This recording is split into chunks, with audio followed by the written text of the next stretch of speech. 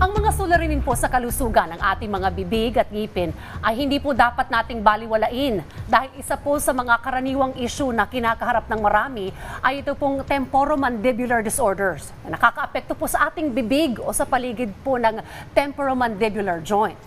Kung kaya't para bigyan po tayo ng malawak na kaalaman patungkol po dyan, ay makakasama po natin si Dr. Rosana Millar Barrera. Good morning, God. Welcome sa Rise and Shine Pilipinas, Doc. Yes, good morning everybody. Isang mapagpalang umaga po sa ating lahat. So, usapang TMJ, temporomandibular joint disorder po tayo ngayon. As a blessed morning Yes, po po. indeed sa ating lahat. Thank you for joining us, Dr. Barrera, Diane at Audrey po ito. Alright, Doc, ano ba yung temporomandibular disorders at paano po ito nakakaapekto po sa isang individual, Doc? Yes, before po natin i-define kung ano po ibig sabihin talaga ng TMD, explain po natin ang pinakamadaling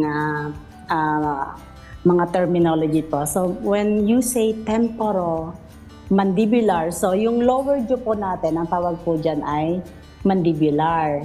Yung temporo, nakuha po yan kasi yung side po ng skull dito yan. So, meaning to say, so temporomandibular joints, yon. So, yan yung responsible sa moving ng ating backward, forward, at right and left. So, when you say TMJ, it acts like a sliding hinge connecting your jawbone. So, hinge joints that connect the jawbone to the skull.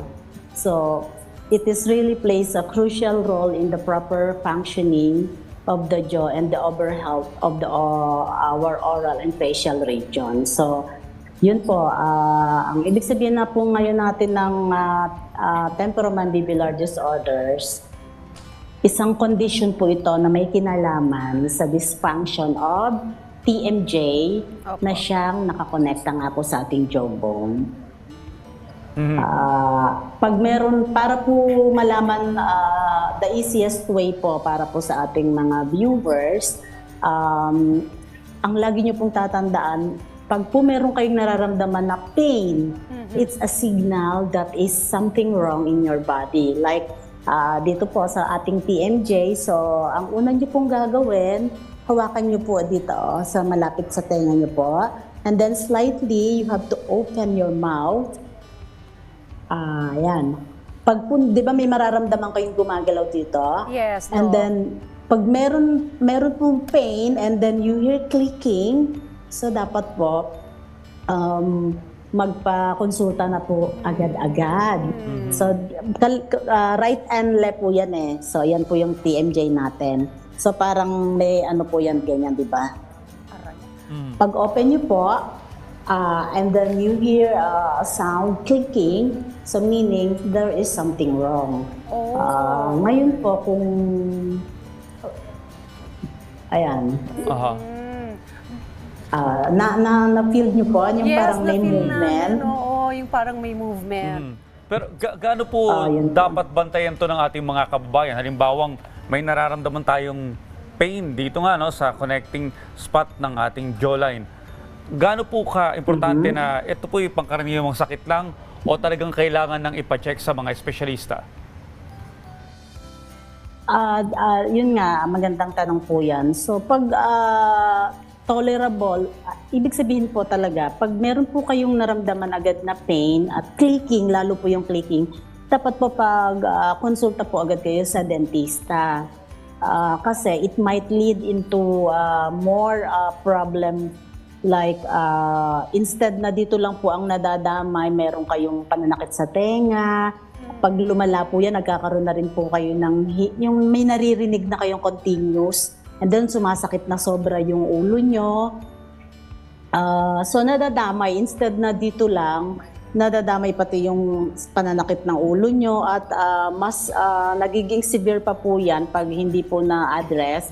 Sumasakit na yung upper back, yung leg ninyo. Imagine, damay-damay kasi po lahat po na ating joints, muscles, ligaments, intercorrelated po yan. May kinalaman po sa isa't isa po. So, talaga pong kailangan nyo magpa-check up agad sa dentista. Dok, anong klaseng pain kaya yung nararamdaman mo kung meron ng problema? Para bang ngalay? Or naging pain ba siya na tuloy-tuloy? Or once na buka mo lang yung bibig mo? Ano pong klaseng pain so that parang baka kailangan ng magpa-check? So iba-iba po, sharp, dull, minsan hindi siya nawawala, lalo po yung continuous. And then meron naman pong instances na mild, ngayon yung naramdaman, then hindi na siya, minsan lang pero tolerable. So pwede nyo pong gawin niya na lagyan na lang i-hot and cold compress. Okay. Basta hindi naman po naapektuhan yung pang-araw-araw nyo, like yung chewing, biting, yung inyong pong pagsasalita.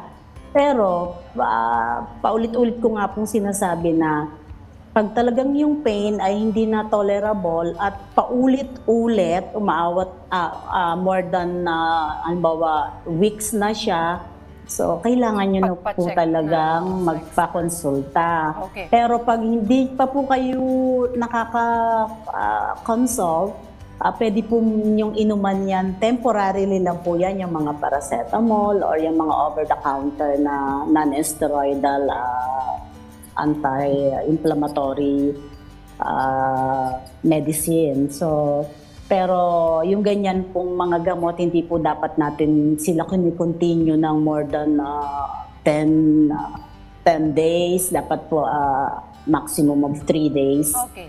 Yun po. And Okay, Doktora, paano po natin ito ma-diagnose ang TMD at ano yung mga karaniwang paraan ng paggagamot po dito ng mga espesyalista? Ang karaniwan pong discuss ko po muna pala yung yung mga complete na signs, yung sintomas. Ano po? So unang-una po ngayon yung there is pain in our jaw or pananakit ng panga.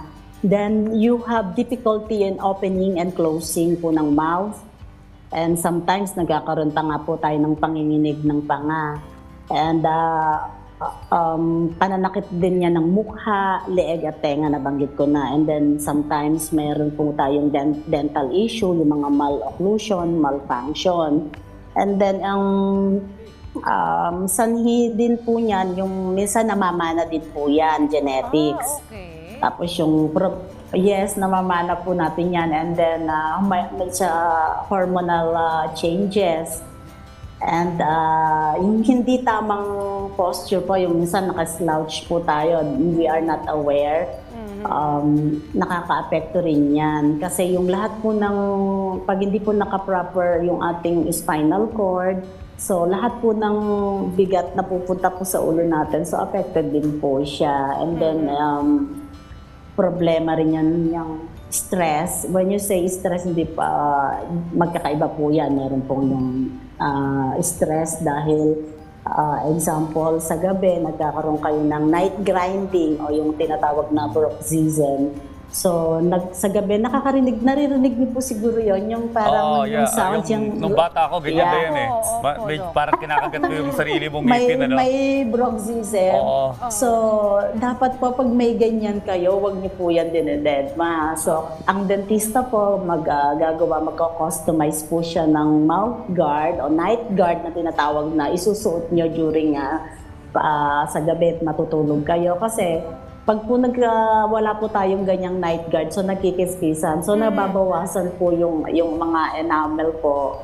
So nagiging cause po din yan ng malfunction. So pag wala po sa tamang alignment, occlusion o yung ganyan bite po ng ating mga ngipin, so may mga dimension po yan, vertical, yun, nagiging cause din po yan ng TMD. Okay. TMJ So pag diseases. nararamdaman nyo at napapansin nyo na yung mga symptoms nila, better go to an expert or to your dentist. Alright, panghuli na lamang, Doc, balita namin, meron po kayong special professional licensure examination sa inyo pong organization. Tell us more about this, Doc. Yes, I've been OFW in Doha, Qatar for 19 years. So we have the what you call professional Filipino Professional Organization in Qatar. So yung Filipino Dentist Organization is under that PPOQ. And then katatapos lang po nitong tinatawag na Special Professional Licensure Board exam po sa Middle East, including po dyan ang Qatar, Kuwait, Oman, UAE. 3 days po yan, June 16, 17, 18. So, nakadesign po yan para sa mga OFW na hindi nagkaroon ng chance na mag-board exam dito sa Pilipinas, nag-abroad na po para alam nyo naman, for greener pasture. So, ayan, pagkakataon na po ng ibang mga OFW kasi maganda rin po yun na meron tayong license, di ba? So, mababago po yung ating buhay. Instead na underboard ka, maraming benepisyo at magiging mas competitive ka. Alright. So, Good luck yun. po sa lahat na magte-take ng po, licensure exam. special SPLE, that is under PRC. So, instead, nakakatuwa nga po kasi instead na yung mga underboard uuwi ng Pilipinas, so yung PRC na po yung aming pinadayo doon. So, yun po yung naging maganda po sa naging organization po namin na talagang napakalaking tulong po bilang president po ng Filipino Dentist Association in Qatar. Okay, well, thank you very much po sa pagbibigay po sa amin ng mga impormasyon patungkol po sa sakit na temporomandibular disorder. Dr. Sana Milyar Barrera, salamat po, Doc. Magandang umaga. Salamat. Thank you. Thank you.